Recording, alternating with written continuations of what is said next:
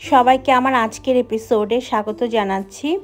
আজকের পর্বে আমি 3 ধরনের গ্রিন চাটনি করে দেখাবো আপনাদেরকে, যে চাটনিগুলো খেতে কিন্তু ভীষণ মজার। যে কোনো ধরনের চাট বা স্ন্যাক্সের সাথে আপনারা পরিবেশন করতে পারেন, খেতে দারুণ লাগে। চলুন আমরা প্রথম চাটনিটা বানানো শুরু করি। প্রথম যে চাটনিটা করে দেখাবো সেটা ধনেপাতা, কাঁচামরিচ আর পুদিনা পাতার সমন্বয়ে। চলুন দেখে নিই। এটা হচ্ছে বেসিক একটা গ্রিন চাটনি।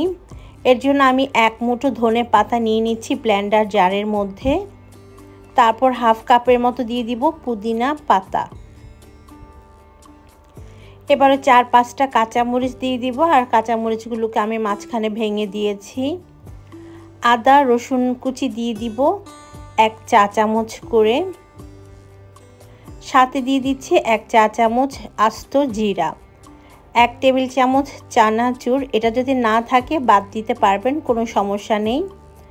সামান্য একটু পানি দিয়ে আমি ব্লেন্ডার জারে ব্লেন্ড করে নিব। তো ব্লেন্ডারের ঢাকনাটা লাগিয়ে নিয়েছি, এখন ব্লেন্ড করে নিতে হবে। 1 মিনিটের মতো ব্লেন্ড করে নিয়েছি। এবার আমরা দেখে নিব কেমন হয়েছে। দেখতে পাচ্ছেন এটা কিন্তু একদম মিহিভাবে ব্লেন্ড হয়নি। তো আমি সব কিছুকে আবারও ব্লেন্ডার জারের মাঝখানে এনে দিব। এ পর্যায়ে আমরা দিয়ে দিব লবণ। আপনারা নিশ্চয়ই খেয়াল করেছেন আমি প্রথমে লবণ অ্যাড করিনি। আমি 1 চা চামচ পরিমাণ লবণ দিয়েছি। তারপর আবারও খুব ভালোভাবে ব্লেন্ড করে নিব। তো আমি আবারও 1 মিনিটের মতো ব্লেন্ড করে নিয়েছি, আর আমাদের গ্রিন চাটনি তৈরি। এটা হচ্ছে গ্রিন চাটনির বেসিক একটা চাটনি।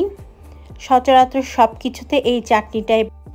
এখন এই চাটনিটা আমি একটা সার্ভিং ডিশ বা বাটির মধ্যে সার্ভ করে নিয়েছি। এই চাটনিটা দিয়ে আপনারা যে কোনো ধরনের স্যান্ডউইচ, স্ন্যাক্স খেতে পারবেন। নর্মালি এটা স্যান্ডউইচ বানানোর ক্ষেত্রে সবচেয়ে বেশি ব্যবহার করা হয়। এখন আরও একটা চাটনি করে দেখাবো, তাই একটা বাটির মধ্যে নিয়ে নিচ্ছি 2 টেবিল চামচ পরিমাণ টক দই। যে চাটনিটা প্রথমে করেছিলাম সেখান থেকে আমি 1 টেবিল চামচ আর আরও হাফ চা চামচ পরিমাণ চাটনি নিয়েছি। তারপর দুটো খুব ভালোভাবে মিশিয়ে নিলেই আমাদের দইয়ের গ্রিন চাটনি রেডি। দেখলেন তো কত ইজি এই চাটনিটা বানানো, বাট এটা খেতে কিন্তু দারুণ মজার। আমাদের দইয়ের গ্রিন চাটনি তৈরি হয়ে গিয়েছে। এখন একটা বাটির মধ্যে আমি এই চাটনিটাকে ঢেলে নিব।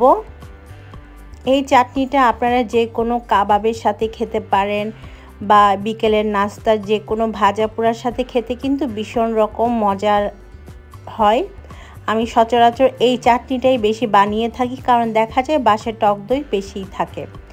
এবারে আমি আরও একটা গ্রিন চাটনি করে দেখাবো, আর সেটা তৈরি করব মেয়োনিজ দিয়ে। তাই একটা বাটির মধ্যে আমি নিয়ে নিচ্ছি মেয়োনিজ। আমি এখানে টোটাল 3 টেবিল চামচ পরিমাণ মেয়োনিজ নিয়েছি। এবার প্রথমে যে গ্রিন চাটনিটা তৈরি করেছি সেখান থেকে আমি দিয়ে দিচ্ছি গ্রিন চাটনি। মূলত এটা হচ্ছে বেসিক একটা গ্রিন চাটনি। এই গ্রিন চাটনিটা ব্যবহার করে আপনারা যে কোনো ধরনের ইনগ্রিডিয়েন্টস মিশিয়ে চাটনি বানাতে পারবেন। তো আমি এখানে 1 টেবিল চামচ পরিমাণ গ্রিন চাটনি দিয়ে মেয়োনিজের এই চাটনিটা বানিয়ে নিয়েছি। এখন একটা বাটির মধ্যে সার্ভ করে নিব।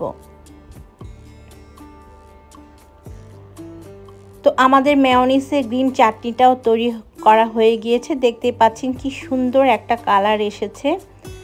তো আমি এভাবে করে 3টা চাটনি আপনাদেরকে করে দেখালাম। 3টাই কিন্তু আমার কাছে বেশ ভালো লাগে খেতে। বিশেষ করে যে কোনো ভাজা পোড়ার সাথে কিন্তু এই চাটনি দারুণ লাগে। আশা করছি আমার আজকের পর্বটি আপনাদের কাছে ভালো লেগেছে। ভালো লাগলে আমার চ্যানেলটাকে সাবস্ক্রাইব করতে ভুলবেন না। সেই সাথে ভিডিও নোটিফিকেশন সবার আগে পেতে পাশে থাকা বেল বাটনটি প্রেস করে রাখবেন। বিদায় নিচ্ছি, ভালো থাকবেন সবাই।